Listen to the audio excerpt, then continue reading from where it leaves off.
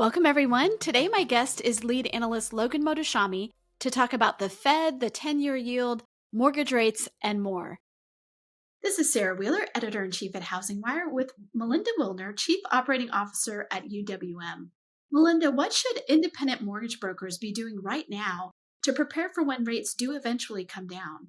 It's a great time to think about such an exciting time ahead. A couple of things. One, focusing on scalability of their business, how to do loans more quickly and with even greater service. It's a great time right now to really focus on the experience with the borrower too, and the referral partners, the realtors, the people that they work with today to get business, really strengthen those relationships, but really a giant focus on how to give the borrower the best experience so that when rates fall, it's a no-brainer. Let's do this again. Let's get our rate lowered. And then thirdly, really just focusing on the business and building the business. So whether it's marketing strategies, how am I going to do things differently when it's a refinance period? How am I going to train better and quicker next time if they intend on growing and adding to their team? What are the things that I can do to make training more quickly and easy in the future? So it's a really great time to think about, such an exciting time, but really important to think about and take the time to think about what's ahead. All great points. And listeners, you can find out more at uwm.com. Logan, welcome back to the podcast. It is wonderful to be here. Happy Friday, Sarah Wheeler. Happy Friday. I think you're in Denver. I'm in Miami. What's going on here? Denver is a lovely city. Oh, I know. I love Denver. Yes, my first time. Wow, that's great. Yeah, no, I love Denver. I love Colorado. Okay, well, let's talk. We have had the craziest week. We're recording this on Friday. Of course, this podcast will go live on Monday, but can you recap this week for us? Because it's kind of hard to understand what's going on. Sarah Wheeler, I'm dishing out CDs on the streets. It's called Bond Yields Gone Wild, in the month of September. And, it's interesting. The last podcast we talked about, the bond market got a lot of itchy fingers here. We've broken some key technical levels. And, the Fed it's really interesting with the Fed this week. Austin Goolsbee, one of the Fed presidents, talked about he doesn't understand why the long end of the bond market is rising. And,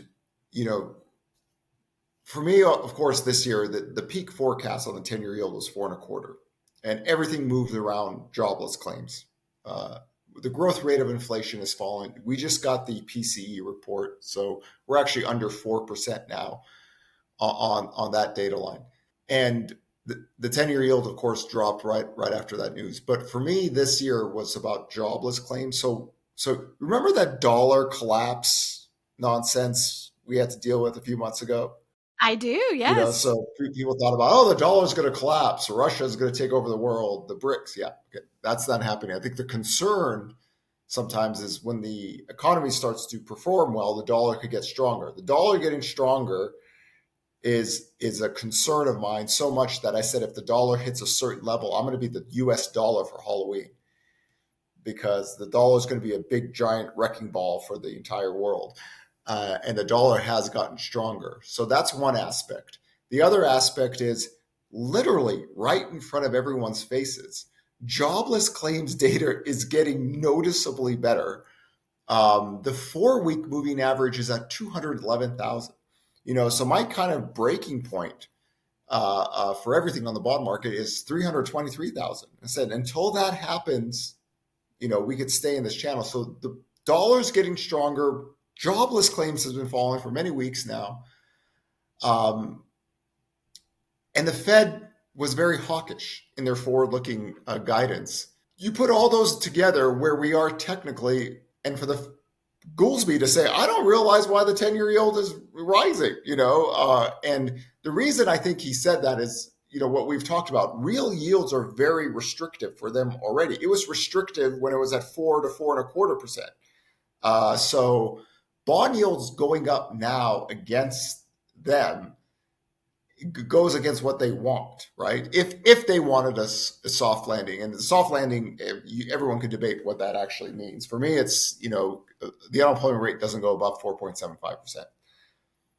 So in this context, you can see why the bond yields have been very acting up. You have a Federal Reserve that gave very hawkish forward looking. the dollar's getting stronger. Jobless claims has been falling. There's some supply coming onto the market. Japan is doing their thing. So there's a lot of things happening out here that sent the bond yields higher. But if the Fed says they're going to cut rates and then their forward-looking guidance actually, or when Kashkari says maybe one rate hike, guess what? The bond market goes against you. So again, I was very suspicious of them in the first place in terms of we want a soft landing, because again, for me, it's if the Federal Reserve is running 1970s attacking inflation models, it's a job loss recession, nothing else.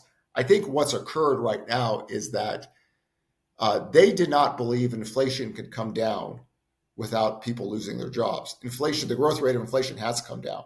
And the labor market, while it's getting softer, I was at a conference, I was speaking to everyone. I said, listen, if we all went into a coma and we woke up and somebody told us job openings is near 9 million and jobless claims is near 200,000, everybody would say, oh my God, the US labor market's on fire. So just by those numbers, the labor market is still doing good. So in that context, inflation should have never have gone down if you're using 1970s models. So they're kind of stuck here, and they don't need to push this anymore. They didn't need to push it toward the end of Christmas, right? Like we said, who spiked the Fed's eggnog? So here, I think they're in a very precarious position here, because they just talked about forward guide. They're trying to still talk tough, and the bond market is going against them. And they were talking about rate cuts for next year, because if the growth rate of inflation, if the 10-year yield goes up on them, if they're authentic with that view, they would cut rates faster. So they're in an area right now where they've got to be a little bit more careful, right? And again, for me, it's always they want the labor market to break. And I'm not a Fed pivot person.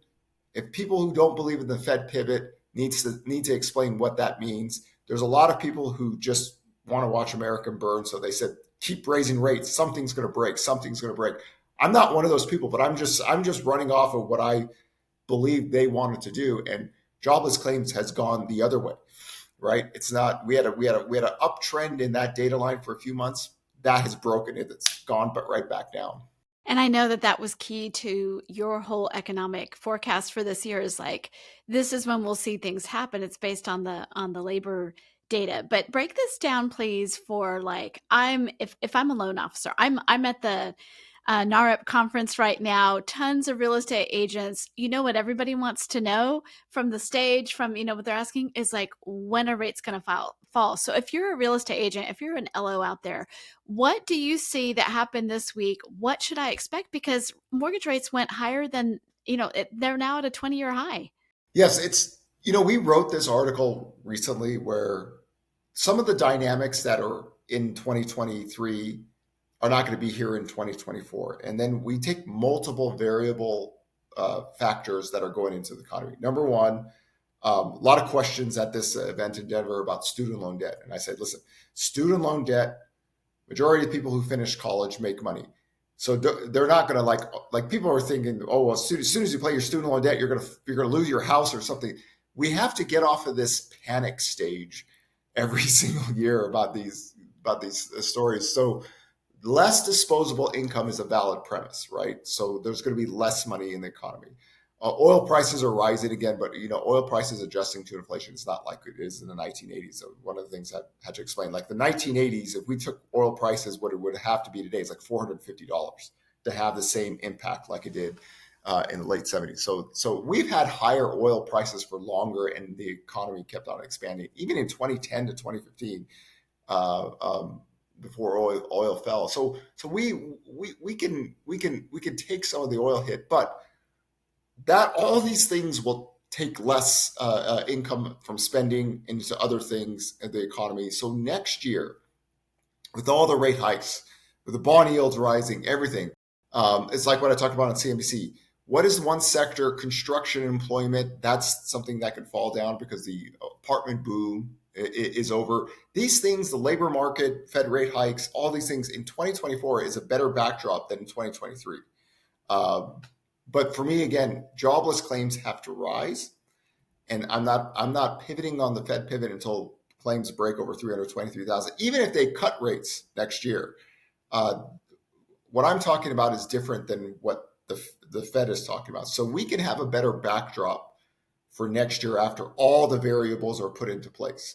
If oil prices were falling, the student loan debts weren't being paid, that's a different conversation, but that's not happening. Things are going to come into play now that last year at this time, remember, the growth rate of inflation is falling, oil prices are falling, rates were falling. Those are things that are good for the economy. Here, you have variables that could slow the economy down. That would help bond yields. But again, the labor market is frustrating the Fed. For jobless claims to reverse like it did in the last few months, I know they're thinking, God, what do we need to do to break this? And short-term rates aren't working. Long-term rates could be their solution to this, but they're confused. They're saying one thing one day, they're saying another thing the other day. They don't understand why the long end of the market's going, and then they're telling people we'll cut rates because real yields are so high. So they're playing with fire, and like we said, itchy fingers, right? Bond markets are itchy fingers at this point, and we saw what happened. We had a very, very wild week on the 10-year yield, up and down. I think we're off 20 basis points from the intraday high of last week. So, I am always trying to nail you down on specifics on mortgage rates.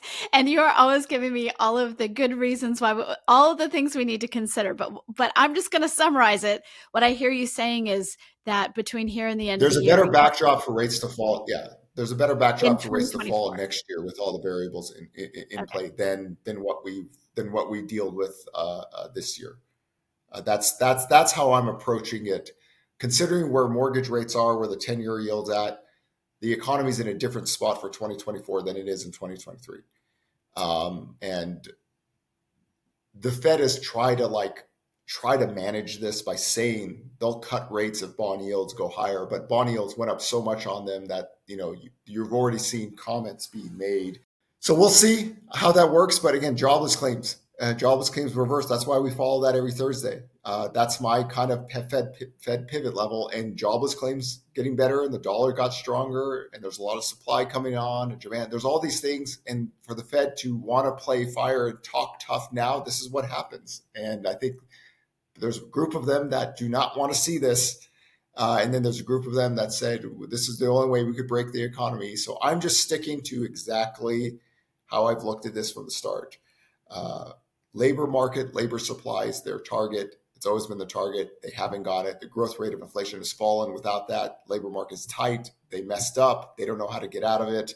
And it's difficult for them to have a coherent talk because one day, we need to be strict. Why are bond yields rising? So they're going to have to come together and have a more coherent message now, because in 1 week, you had almost a 50 basis point move in 1 month, basically. That is against their interest, what they have told us recently. So it gets just, again, more interesting toward the end of this year, considering where we are, especially above 4.25. Well, thanks for that insight, because again, if people were looking at your guidance and at your forecast, it's been about labor the whole time, right? You even wrote an article in the spring, was it summer, spring, where you were like, why it's not about inflation, it's about labor. And so here we are in September.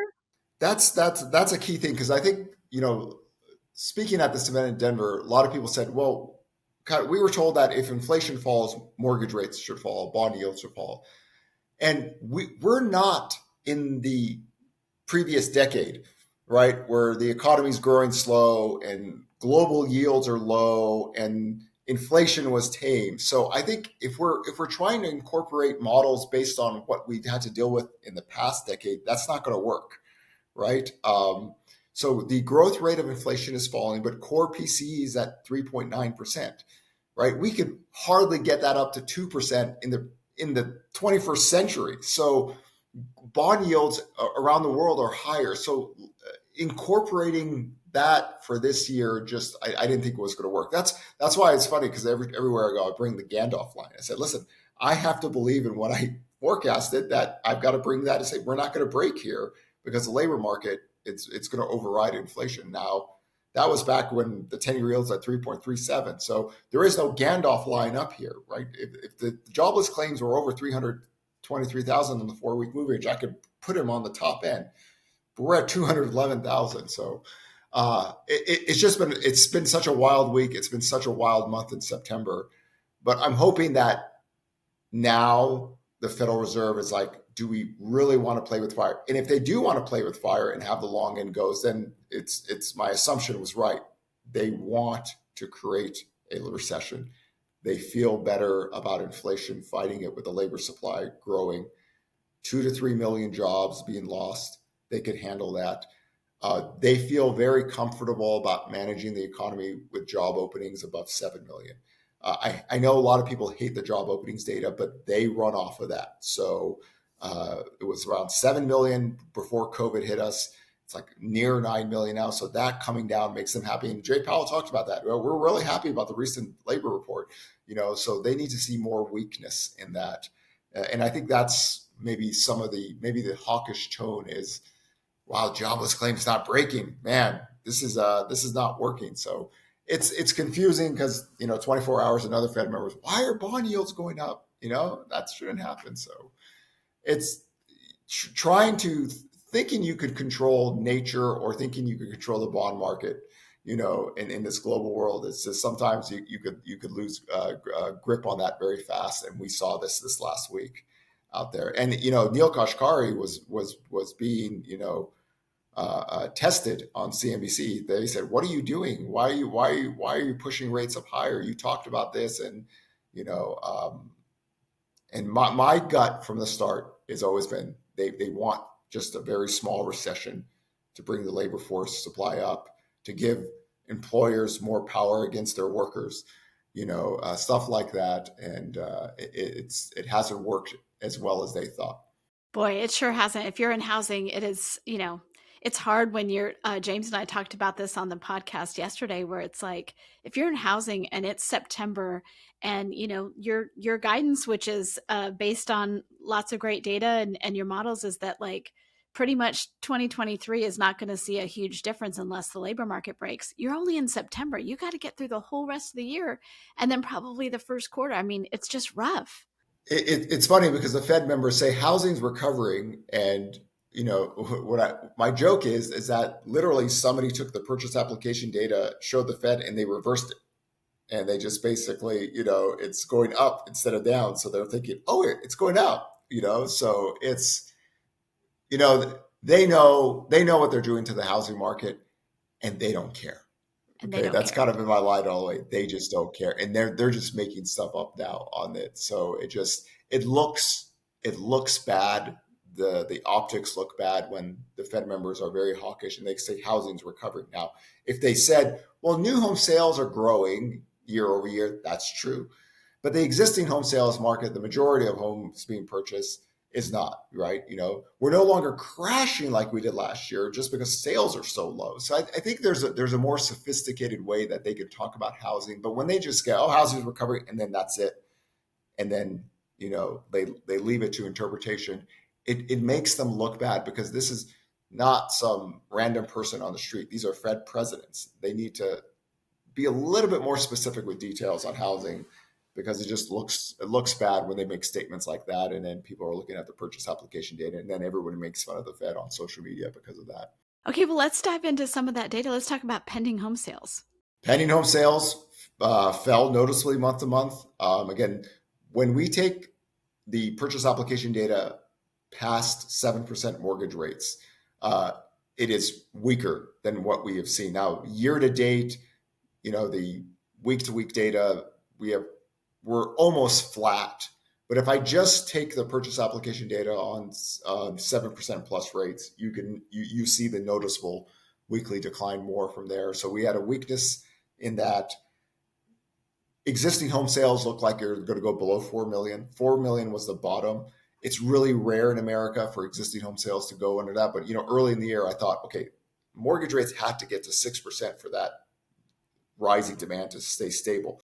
After that, we never got there again. Every single month, existing home sales has been falling. Nothing noticeable, but it's slowly down, and we're going to have probably another slow decline again. Rates are simply too high. And there's more inventory now than the bottom of 2022 in March. So if mortgage rates fell, demand can pick up. It's not inventory holding people back. It's the total housing cost. At rates here, you just see the weakness coming into the weekly data. But again, it's nothing like we saw last year. I think that's, again, to me, that's the confusing part for people on housing, because they see home prices already at all-time highs and in some accelerating higher. And then again, that's more of an active inventory issue rather than demand picking up. Okay, let's talk about inventory. I know that it's Friday and you get the Altos data Friday night or Saturday morning. When do you get that? I get it Friday night. That's my hot Friday night date is Altos research. You know what? Yeah, for a chart guy, Altos research is perfect. So you're going to look at that. What do you expect? So far, I have been wrong all year long. I assume that with higher mortgage rates, the growth rate of inventory can pick up, but I set my own targets, which is different than anyone else's. So it doesn't matter what anybody else says. I just look at mine. And I had just anticipated 11 to 17,000 weekly active inventory growth. That has not happened. Now, the last 2 weeks, we've had roughly around 9,000. It's late in the year. Usually we start to see the seasonal declines, but just like last year, if rates stay up higher, then you can see the seasonal increase stay longer. I think last year we had the seasonal peak was October 28th. That's very late in the year, and mortgage rates peaked. Or we wrote that article on October 27th. That mortgage rates, 10-year yield short term has peaked.